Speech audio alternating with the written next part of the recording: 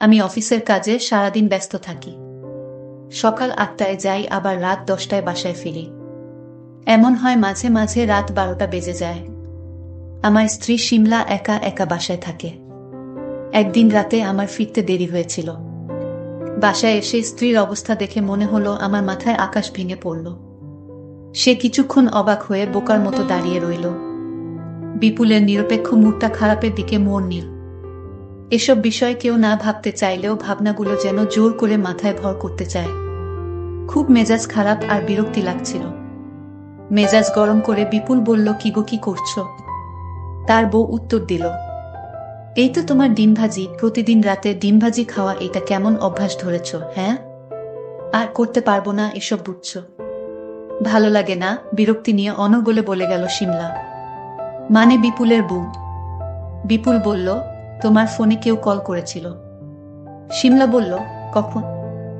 বিপুল বলল, এখনই, একটু আগে। শিমলার মুখে আতঙ্ক লুকানোর অভিনয় লক্ষ্য করতে পারল বিপুল। শিমলা হাসির ভান করে মুখে ভাত তুলে দিয়ে বলল, কি গোকে ফোন দিয়েছিল? আর কি বলল? বিপুল বলল, দেখো তো নাম্বারটা চিনো কিনা।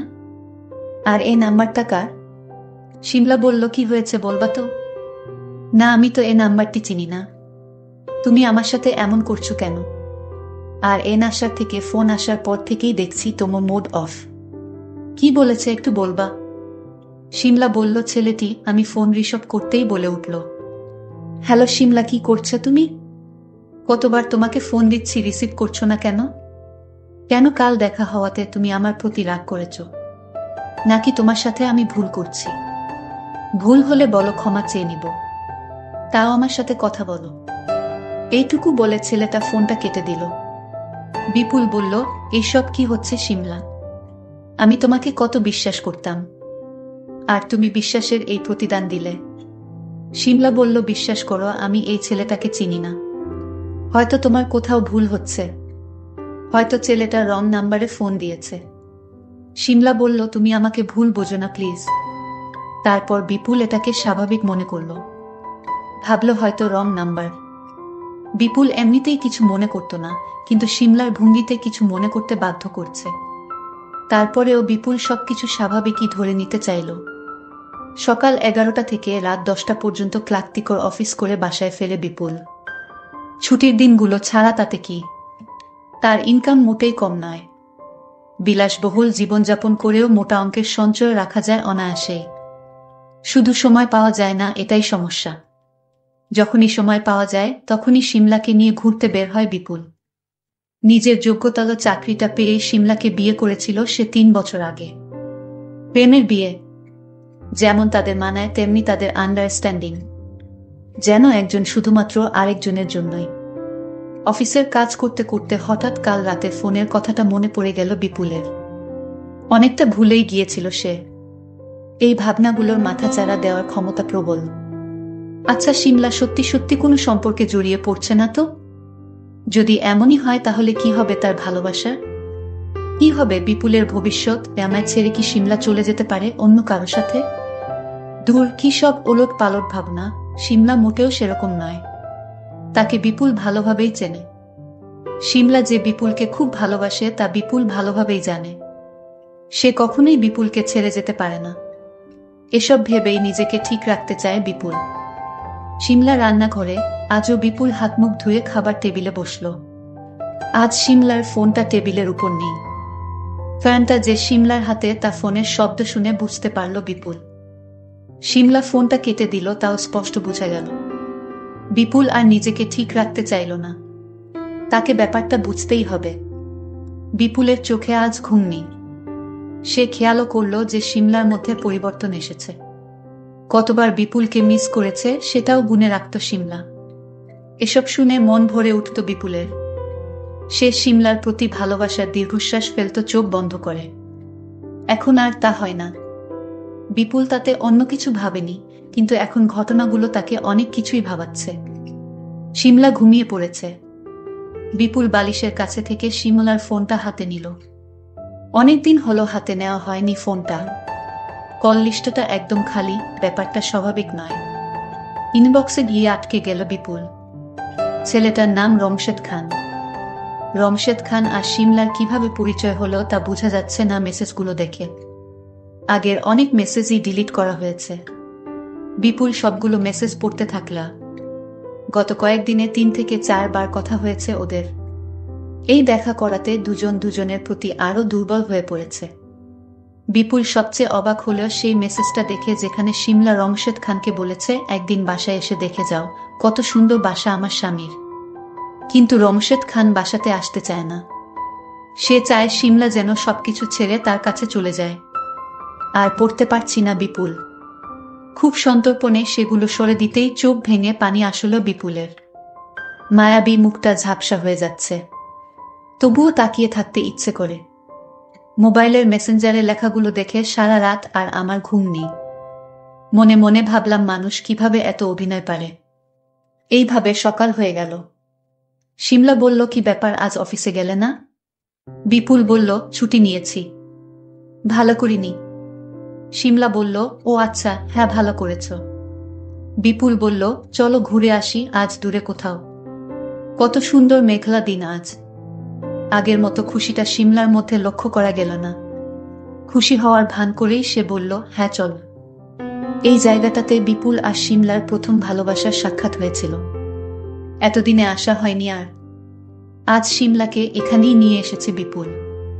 পাশেই নদী, প্রচুর বাতাস, তার উপর আজ রোদও নেই।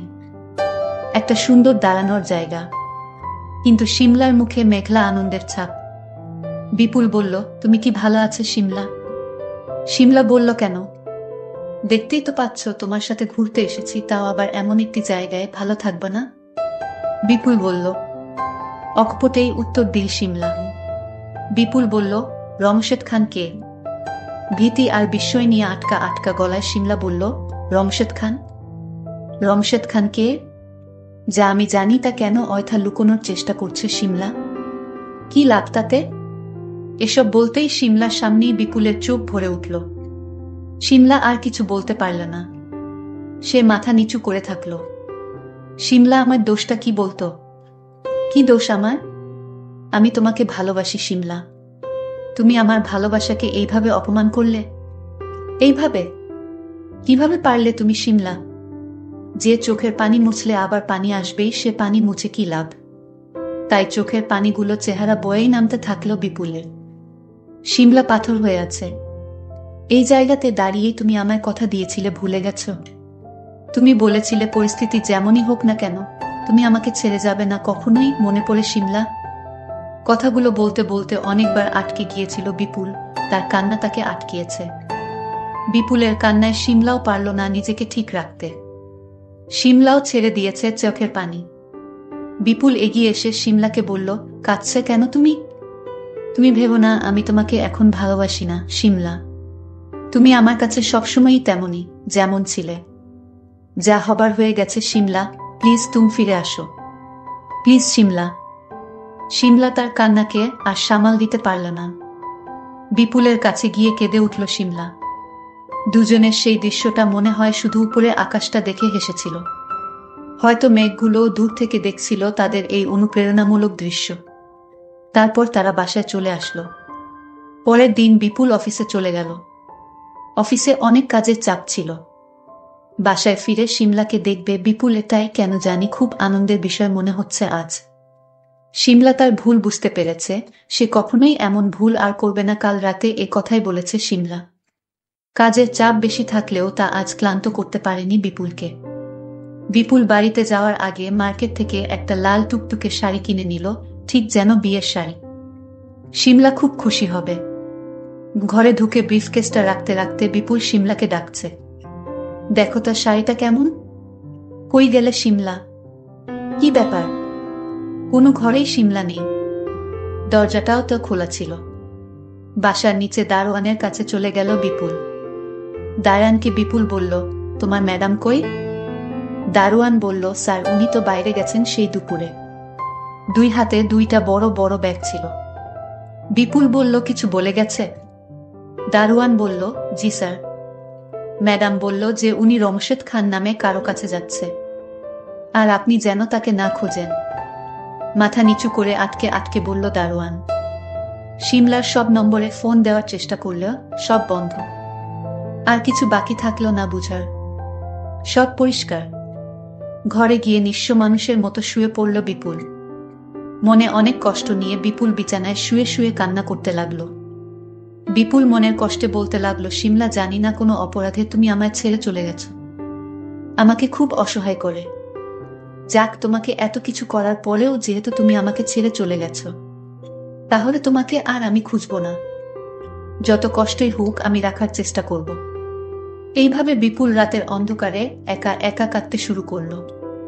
বিপুলের কাছে মনে হলো যেন রাতের মতো তার পুরো জীবনটাই অন্ধকার হয়ে গেছে। অপরদিকে শিমলা রমশেদ খানের সাথে সুখের ঘর বাঁধার স্বপ্ন বুনছে। ভালোই ছিল রমশেদ খানের সাথে। রমশেদ খানের সাথে 3 মাস ঘর করার পর হঠাৎ একদিন দেখল রাতে আর রমশেদ খান বাসায় আসেনি। রমশেদ খানের মোবাইলে শিমলা ফোন দেয়, ফোন বন্ধ। এদিকে রমশেদ খানও গ্রামের বাড়ির ঠিকানাও শিমলা জানে না। অনেক কষ্ট করে শিমলা রমশেদ খানের গ্রামের বাড়ির সন্ধান নেয়। রমশেদ খানের গ্রামের বাড়িতে গেলে রমশেদ খানের বাবা, মা, ভাই, বোন সবাই মিলে দূর দূর করে শিমলাকে তাড়িয়ে দেয়। আর তার বলে দেয় যে রমশেদ খান বিদেশ চলে গেছে। সেই যে রমশেদ খান বিদেশ চলে গেছে, শিমলার সাথে আর কোনো যোগাযোগ করে নাই। কিন্তু এটা ছিল রমশেদ খানের অভিনয়। শিমলার বাবার অনেক সম্পত্তির মালিক। সেই লোভে রমশেদ খান শিমলার বাপকে বন্দী। সেই ব্যাপারটা পরে বলছি, সব জানতে পারবেন। ঠিক এই মুহূর্তে শিমলা কি করবে বুঝে উঠতে পারছে না। খাওয়া দাওয়া নেই, পাগলের মতো হয়ে রাস্তায় রাস্তায় ঘুরছে। আর মনে মনে শিমলা ভাবছে কোনো মুখে তার প্রথম স্বামী বিপুলের নিকট মুখ দেখাবে। এসব ভাবতে ভাবতে হঠাৎ রাস্তার পাশে অজ্ঞান হয়ে পড়ল। তখন লোকজন তাকে একটা হাসপাতালে ভর্তি করে তাকে সুস্থ করে তুলে। শিমলার যখন জ্ঞান ফিরল তখন সে চিৎকার করে বিপুলকে ডাকতে লাগলো, আমার স্বামী কোথায়, আমার স্বামীকে তোমরা এনে দাও। পাগলের মতো কাঁদছে আর বলছে। ততক্ষণে মনে পড়ল শিমলার, না, আমি আমার স্বামীর কাছে যাব না। স্বামীর কাছে যাওয়ার আগে আমি প্রতিশোধ নিব। আমার সাথে যে প্রতারণা করলো তার শাস্তি অবশ্যই পেতে হবে। শিমলা থানায় গেল, রমশেদ খানের বিরুদ্ধে জিডি করল। রমশেদ খানকে পুলিশের কর্মকর্তারা তাকে নোটিশ দিল। রমশেদ খানকে জেলে যেতে হলো। এই দিকে শিমলা নিজের কাছে হেরে গেল। শিমলা নিজেই ওপারে চলে গেল। তার স্বামী বিপুল তাকে খুঁজতে লাগল। হঠাৎ দেখল তার শিমলা লাশ হয়ে রাস্তার পাশে পড়ে রইল। বিপুল চিৎকার দিয়ে কাঁদতে লাগলো আর বলতে লাগলো, তোমার সমস্ত অপরাধ আমি মেনে নিতে পারতাম শিমলা, তুমি কেন চলে গেল আমাকে ছেড়ে? হঠাৎ লক্ষ্য করলাম শিমলার হাতের মুঠোয় একটা চিঠি। বিপুল চিঠিটা হাতে নিয়ে দেখল চিঠিতে লেখা ছিল, তুমি আমায় ভুল বুঝো না, আমি কোনো অপরাধ করিনি। রমশেদ খান আমার বাবার সম্পত্তির উপর লোভ ছিল, তাই সে তোমার সাথে ব্যবহার খারাপ করতে বাধ্য করেছে রমশেদ। আর তাই আমার বাবাকে আটকিয়ে রেখে আমায় ফোন দিয়ে বলেছিল, তোর বাবাকে বাঁচাতে চাইলে তুই তোর স্বামীর কাছ থেকে চলে আয়। আমাকে ঠিক 2 দিন সময় দেওয়া হয়েছিল। 2 দিনের ভিতরে তার কাছে না গেলে আমার বাবাকে মেরে ফেলবে। আমি কোনো উপায় না পেয়ে তোমাকে না জানিয়ে রমশেদ খানের কাছে চলে গেলাম আমার বাবাকে বাঁচাতে। রমশেদ আমাকে বিয়ের প্রস্তাব দিয়েছিল, আমি মেনে না নিয়ে তাকে চড় মেরেছিলাম। তারপর আমার বাবা এবং আমাকে শাস্তি হিসেবে 3 মাস বন্দি করে রেখেছিল। আর সবাই ভাবছে আমি রমশেদ খানকে বিয়ে করে সংসার করছি। মূল তো এসব মিথ্যা। আমি রমশেদ খানের সাথে সংসার করিনি। আমাকে মিথ্যা অপবাদ দেওয়া হয়েছিল। আমি তোমার মা হতে চলেছিলাম, রমশেদ খানের নয়। কিন্তু সমাজ তো আমার কথা কিছুতে বিশ্বাস করবে না। আর তাই বেঁচে নিলাম সহজ পন্থা, চলে গেলাম দুনিয়া ছেড়ে। আমাকে তুমি ক্ষমা করে দিও। ইতি, তোমার শিমলা। চিঠির লেখা পড়ে আমার চোখ দিয়ে অশ্রু ঝরছে। আমি এখন বাঁচব কি নিয়া তুমি বলো, এই শিমলা বলো। আজকের গল্পটি এখানেই সমাপ্ত করলাম। কে কোনো জায়গা থেকে আমার ভিডিও দেখছো তা অবশ্যই কমেন্ট করে জানাবে। ধন্যবাদ।